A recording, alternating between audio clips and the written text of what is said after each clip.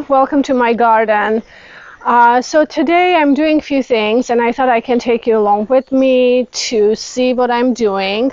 I am going to plant up this circle area here, which is going to be, so I'm going to plant this up with Mandevillas. So we found these Mandevillas that are they were pretty inexpensive. It was very affordable. I was very happy with the price. I was like, well, maybe I should go with them. Now these are white. I don't have any flowers at the moment. I don't think on any of them. They're white, but also have kind of a blush pink. So I think it would be really pretty to pair them with salvias. And salvias are always so predictable. I love these blue salvias, and I think it'd be really pretty with the white or blush pink with, spiky kind of blue, purple color flowers, just kind of spiking out in between the Mandevillas. And I'm hoping that they fill in a little bit. And I know that they are climbers, so they could climb, but what I'm trying to do is probably just trim them and keep them in a bush shape, hopefully fill in this area for the summer. I'm not sure what I would do with them in the fall. I'm still trying to figure that out, because although they're tropical, they are perennials. So my area is a little cold for them, so they like the warm tropical zones. But if I take them inside, I will be able to overwinter them inside. It's going to be few of them, so I'm not sure what I will do even if I overwinter them at my place. So I'm not sure exactly what I'm going to do with them. But for the summer, at least, it will be really beautiful. I might save some and maybe give away some. We'll see how it goes. But for at the moment, I'm going to pair them and alternate them with the salvia. So that's kind of what I want to do here. And there is a few perennials planted in this area already, like some ranunculus and anemones and tulips. So I'm going to do the best I can not to disturb the bulbs as much as possible, but I have a feeling there are a lot of them here, so I'm assuming that I probably have to kind of take out some, but it's okay. It was beautiful when it was planted here. Whatever it will stay. Whatever not, I'll just add more, for the following season. There's another thing that I wanted to do today is to trim wisteria. And I know wisteria can get very, very vigorous in lots of places, and I think some people get very intimidated having wisterias because they just branch out and they're really hard to deal with. But in fact, they're really not that hard to work with. And I'll show you. I'm not an expert in wisterias, but when we moved to France, I inherited really, really big wisteria that came with the house. And for first 2 years, I really didn't know what I was doing with it. But over time, I started improving my skills and learning about wisteria. I've learned a lot by listening about them, but also by experience. So, and I've had really, really great luck with the way I've been pruning over time, and I've had no problems with wisteria getting out of control or anything like that. And I thought maybe I can just walk through with me and get that done in 2 areas. And actually, I have one that it's large. Maybe many of you guys have seen in my previous videos, but also I planted another one. Let's go with me and I'll show you. Where the other one is. And of course I have, look, agapanthus are blooming, and then all the hydrangeas are coming to bloom here soon. Some of them are getting pretty close. It's really nice, such a nice season. We had lots of rain last night, which was really nice. Although this year has been really strange year for my garden, because we haven't had a whole lot of sunshine. It's been raining, cloudy for most part. So some roses started suffering with yellow, and roses can also get really tricky, because when it started raining a lot, I started backing away from the water because they were getting too much water to keep them moist. And then very easily to ground can get really dry underneath, although the top looks kind of wet because I'm sprinkling all the time and keeping it moist, but underneath actually would start, for me anyway, for my soil, it will start getting clumpy and drying out, and then and then they start yellowing more, and then I'm like, okay, so something is not right. Maybe it's too much water, maybe it's not too much water. But yellowing can also cause by either too much water or not enough water, so it's really tricky. And so I realized that it's actually starting to dry out, and I backed out of from watering too much, and then I realized the yellowing is actually start because they're stressed, they need more water, and I started giving more water. So they are starting to come around a lot more. Like even these roses that are very healthy roses, these are David Aston, Sir John Bachman shrub roses. They were doing really, really great, and then suddenly I was, because I backed out from watering, I realized that they're starting to get black spots on them, and that I immediately thought, okay, maybe there's just, I think it's too much water, but actually not. So I started soaking them, and then the minute I did that, you can see what's happening here. They started shooting out healthy shoots, and hopefully that cycle will be over. But I am realizing for my zone and for my soil, because I have a clay soil, as many of you guys know, I'm constantly trying to loosen the soil in my area, in my garden. So I'm realizing that they need at least once a day good deep soaked, and then the rest of the day either they probably, if it dries out, I just sprinkle them to just make sure that moisture stays in the soil, or just that's it. But once a day, definitely they need good deep soaking. So anyway, but they're doing good. You can see some of them are coming around. This climbing rose actually did well this year. It did stay good and healthy, did really well, and you can see it's getting ready to have its second flush of the flowers. And some of the hybrid teas are still doing really, really nice.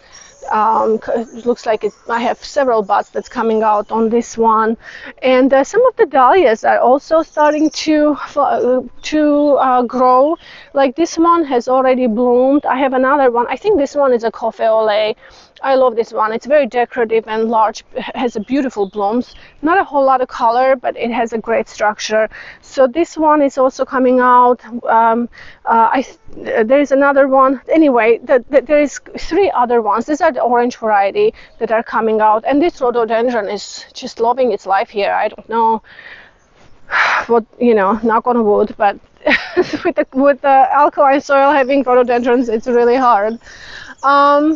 Anyway, things are okay, but here I have this wisteria that it's planted on this large arbor, and I plant, and so this whole area has been created by us pretty much. I dug out literally and leveled all this area because it was kind of a hillside going down. I terraced it with my shovel. It took a while, but and I don't think I did that great of a job. It still feels like every time I walk by I feel like it's still leaning a little bit, but anyway, it's all done by hand, so I think it turned out okay overall. And then I decided to place this arbor. Now, this wisteria have been planted here maybe 3 or 4 years ago. And wisterias have really, really slow start. You have to give them good few years to really take off unless you get really big one. So this wisteria wasn't really big. It was maybe just, like about this size when I planted. And I had a vision to see this wisteria just hanging all the clusters down from the arbor in the springtime and just bring this magical look to it. And this one is a bicolor, so it has a white and purple flowers. I think it's gonna be really pretty, but you can see I've been training, and it's starting to really cover the canopy almost. I did some more pruning and some more training early this spring, but you can see now, if you see from far, there is lots of things that already sticking out. So now at this point I have to decide what to do with them. Either I have to go ahead and train them, which you can see this area is empty, so I'm thinking what I need to do is bring all the shoots as much as possible to overall train on top of the pergola. And anything that I don't want, what I'm going to do is prune them. And the pruning actually does create springtime flowers.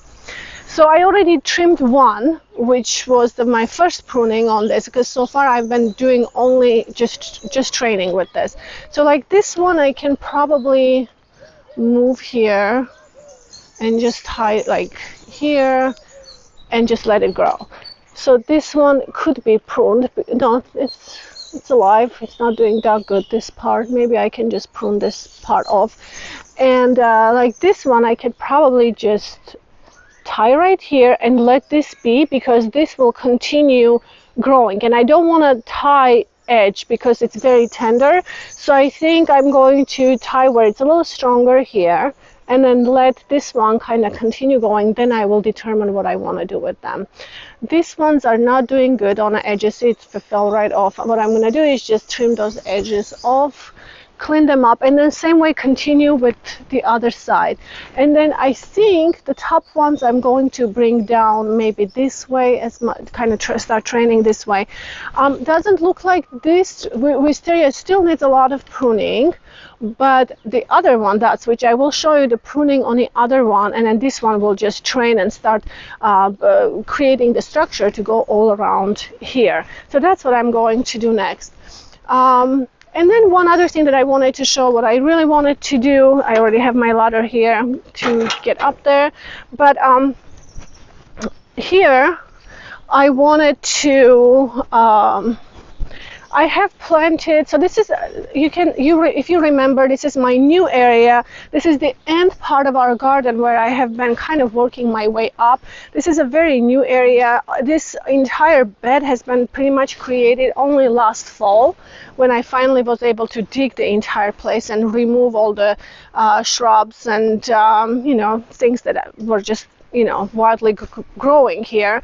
And so I just started working the soil with some sand, because you know, I have such a clay soil that keep trying to amend with sand. I'm having good luck with them, and in fact it's easy to remove all the weeds and stuff because the soil stays very loose, very easy to work with, and I think the roses and everything else really like it. So eventually I have to cover all of this with compost, but I'm kind of hesitant to do it very quickly because I really want to work my way and kind of incorporate the sand in between the plants and anywhere that I can to amend the soil as much as possible, and then we'll be able to maybe put a good layer of manure and then just cover everything. So we'll see, but it's all working progress here. So this part here, I'm hoping to create a nice kind of a, you know, sitting area amongst the flowers, you know, enchanting. I have a rose that's climbing ladybanks. They will eventually cover all this pergola. George still has to finish doing what he's doing here with this top part of the pergola. And right on this edge here, I planted a honeysuckle, and this honeysuckle called Marinella, and this is a very interesting plant. I was hoping to have this Marinella plant to go, you know, maybe to go up here on this leg of the pergola. However, I decided to move them because I think I'm going to plant something else. And here I'm going to create a stone, kind of a sitting area, and I decided that I don't want to have anything interfering with that. I think that initially I decided to leave, but I think I'm going to remove it. I already cut parts of them out. I decided that I just want to get all the stones in.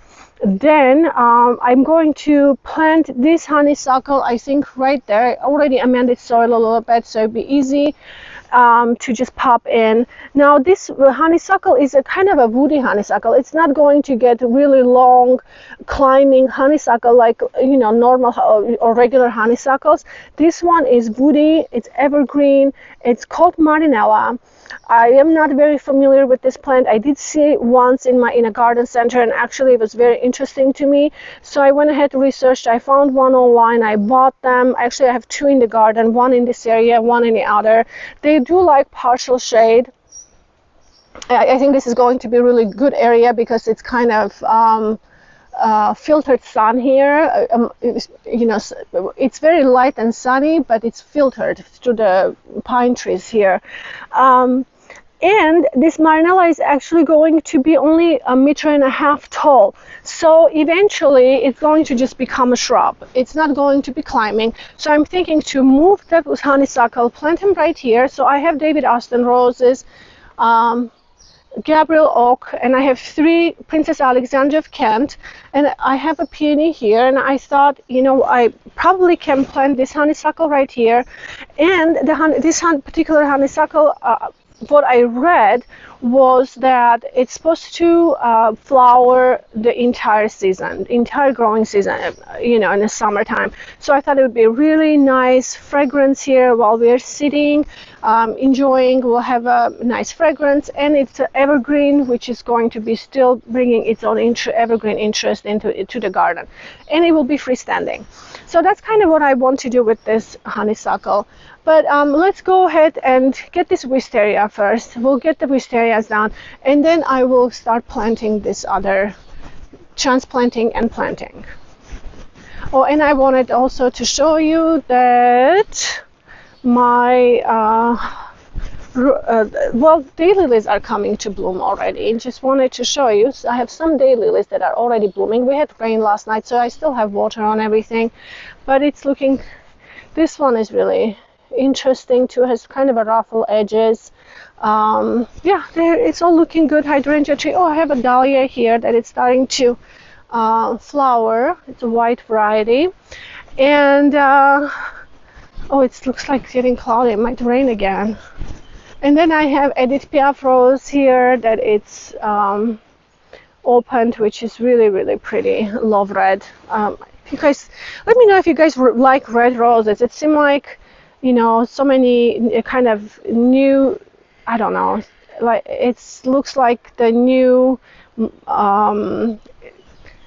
trend is, people don't like putting too much of a bright colors in their gardens, but I love it. Let me know if you guys like red or darker color plants. I like everything, and in fact, a lot of times when I plant up my garden, I don't really think too much about the colors. I just plant things that I really like to see, and then when they start blooming, then I start looking into, how maybe if they are not in the right place, I can replant them and plant them with more of a cohesive plants that would create better composition. But for most part, a lot of times when I plant things that I really like, it's interesting how they all work together and come together without even putting too much thought into it. Anyway, I'm rambling. George says yes, he confirmed that. Okay.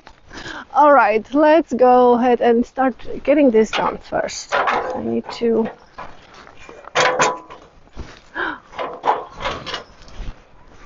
Okay, so change of plans. We had to interrupt the video because George had something to do.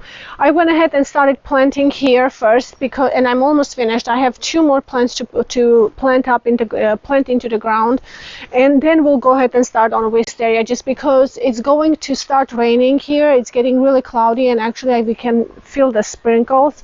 So I want to get this done. I would like to get this done as fast as I can. That way we can get this video completed before it starts raining.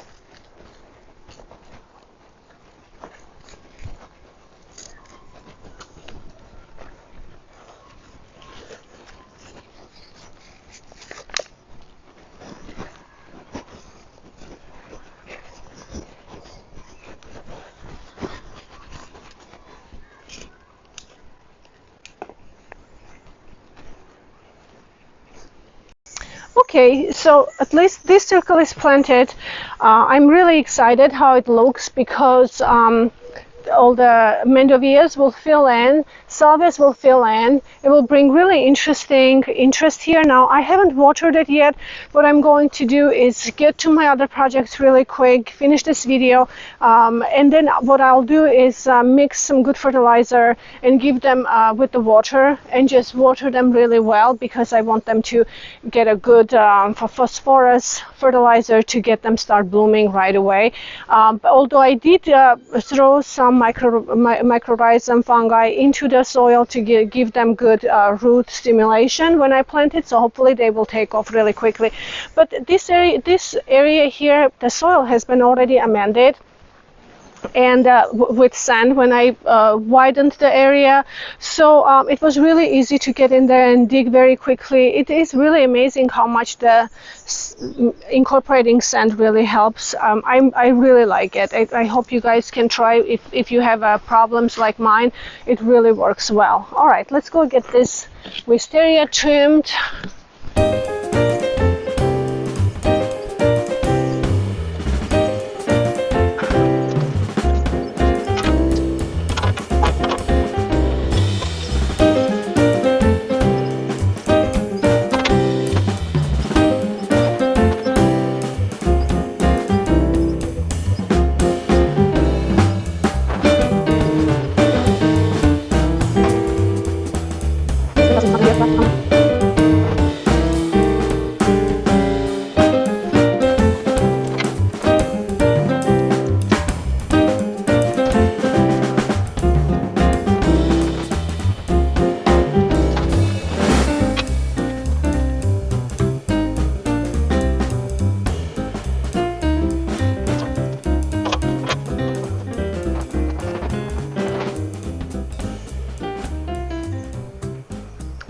Okay, so as you can see here, what I did is I brought one horizontal this way and then the other one the next layer this way. So actually these are going to be carrying branches for the flowers. So all of these areas here where it's going to create bunches of wisteria flowers, so these ones will remain, and then eventually hopefully I can take them all around, and then so they will be remaining. They will not be trimmed unless I would like to shorten it. So if it goes too far, I just have to cut the edge.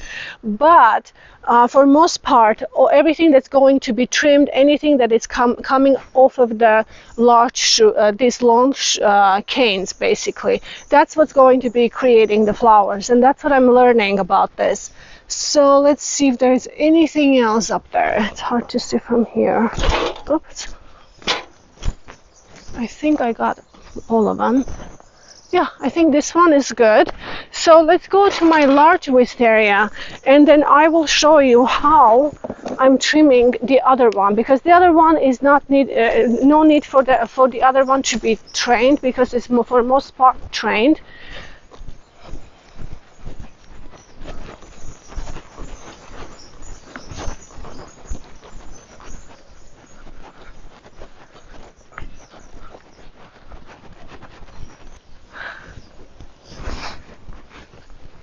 So this wisteria here is starting to get out of control, you can see, and it's most importantly that we need to start trimming the wisterias throughout the year. So we don't need to wait spring or fall or winter. I usually just start pruning. As you can see, it's already sending out more blooms.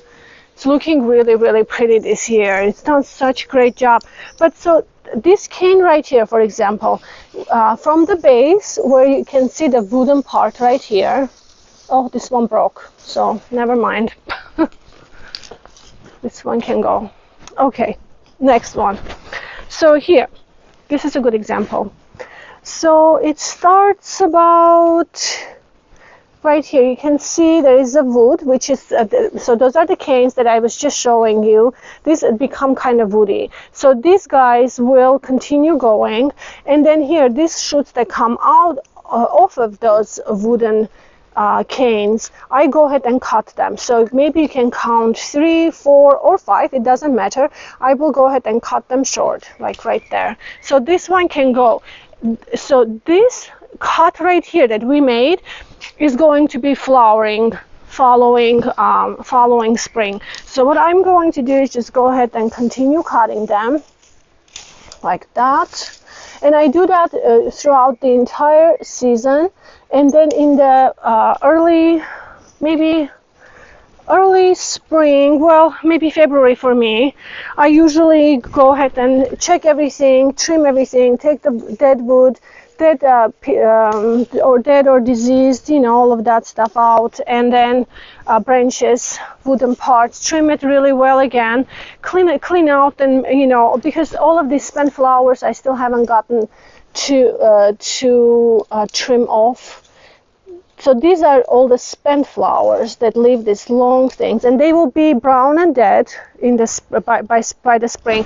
So when all the leaves are off, it's all when it drops the leaves, you can see the structure really well. I just go ahead and clean them out about in February, and then just let them be. And all these cuts that we do throughout the year will become flowers.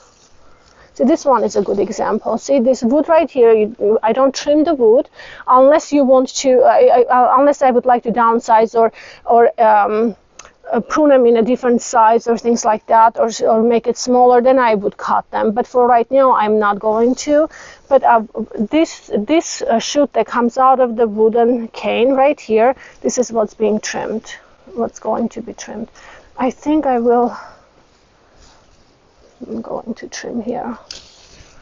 See, that goes away.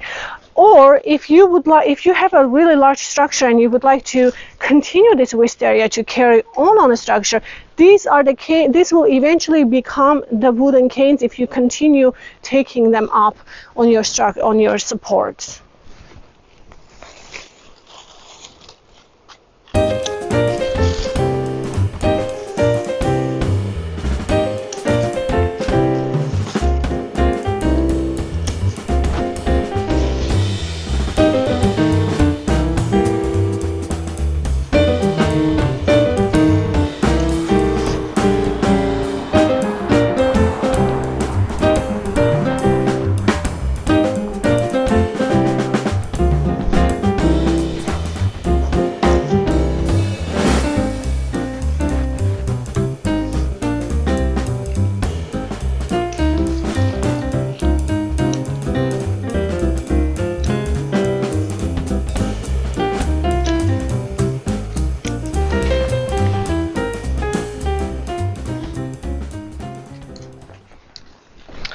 Okay, so this is done, at least for most part.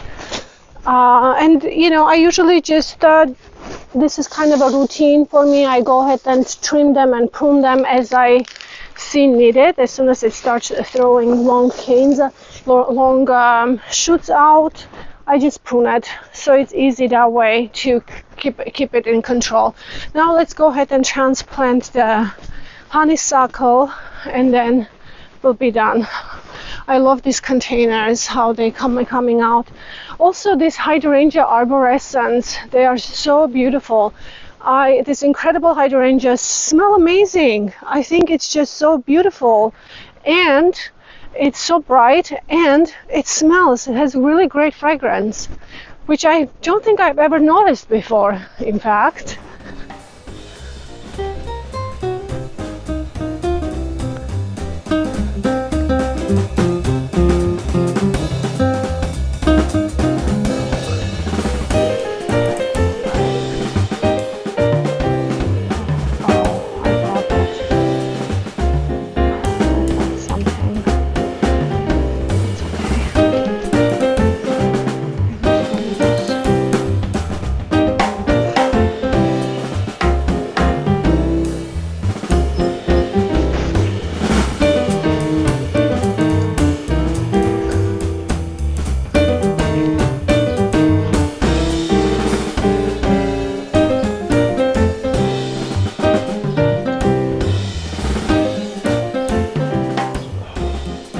Okay, so immediately I'm going to place a support for it because I know it's going to be needing it.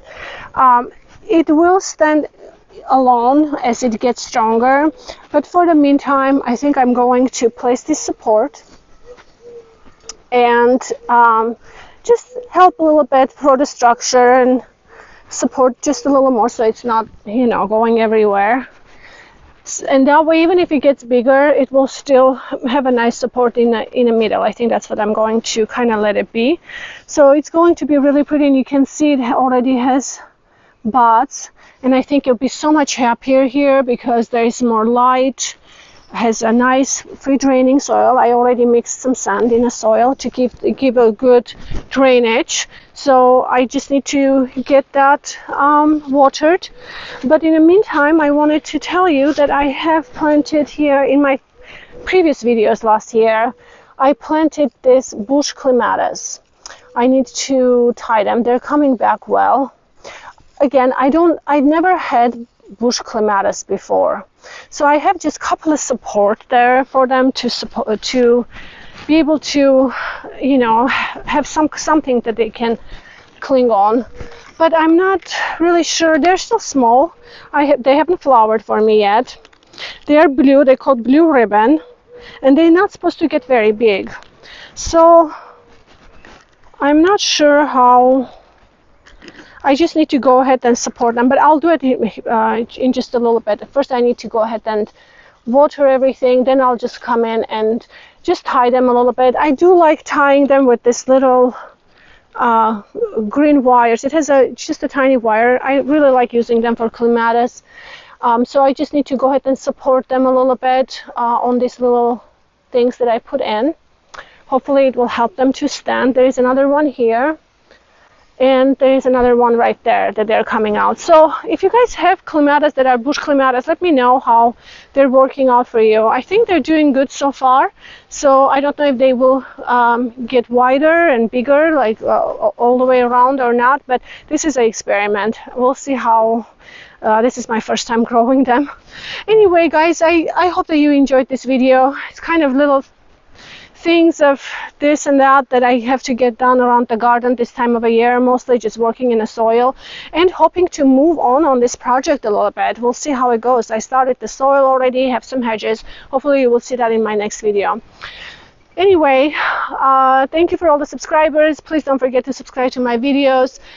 Thank you for all the likes, and have a wonderful week, and I will see you in my next video. Bye bye.